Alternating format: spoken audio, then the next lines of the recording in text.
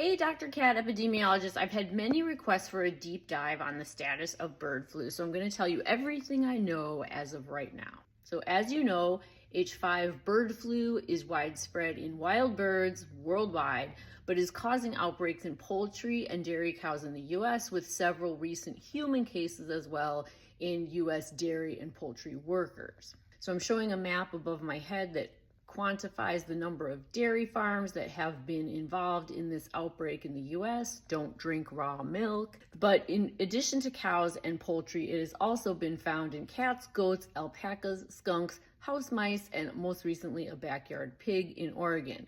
Now, pigs are of particular concern because they can act as mixing vessels for both avian and human flu viruses, potentially recombining and creating new, more virulent strains. There are some cases in humans. The current strain that's circulating in dairy cows and poultry has caused only mild or asymptomatic infections in the US in 53 workers, dairy and poultry, and I'm showing a graphic over my head of the breakdown of the states and which ones were dairy and which ones were poultry workers. But however, the CDC just published a study that was done in Colorado and Michigan showing that 7% of dairy farm workers exposed to H5N1 actually had antibodies, many without ever having symptoms. So this study revealed that we definitely have undetected cases of bird flu in humans. There is a Canadian teenager that was critically ill or is critically ill in British Columbia that was infected with H5N1. The source of this teenager's exposure is currently unknown,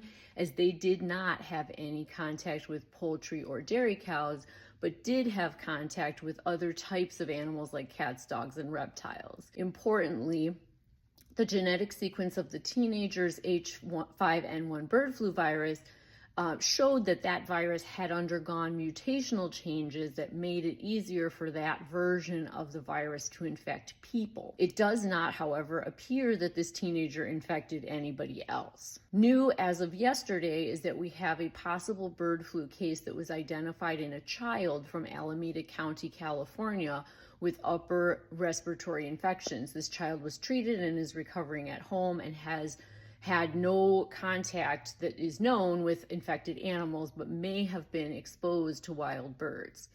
Initial testing did show low levels of the H5N1 virus, but these were so low that it suggested the child was maybe not infectious, and follow-up tests to the virus were actually negative. Specimens have been sent to the CDC to confirm that this is for sure a case.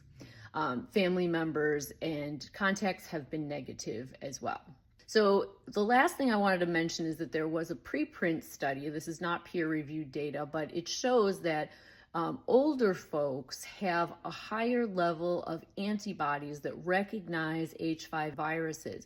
And this is probably due to previous exposures compared with younger individuals. So younger individuals would probably benefit greatly from a vaccine if we were to have some kind of person-to-person spread situation. The key takeaway here is that the current risk to the public of H5N1 is still deemed to be low per the CDC, but influenza is unpredictable and public health officials are definitely monitoring the situation, and I will keep you updated with any more developments as I hear of them.